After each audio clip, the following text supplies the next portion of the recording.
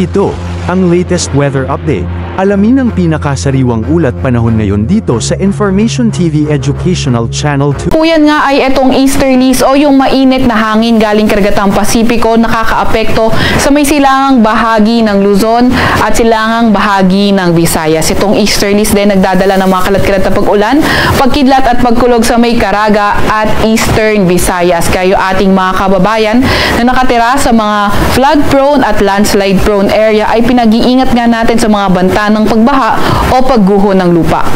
Para naman sa lagay ng panahon sa Metro Manila at sa nalalabing bahagi ng ating bansa, asahan naman natin partly cloudy to cloudy skies, may mga tsansa ng mga localized thunderstorms, lalo na sa may silangang bahagi ng bansa at lalo na rin sa hapon at gabi.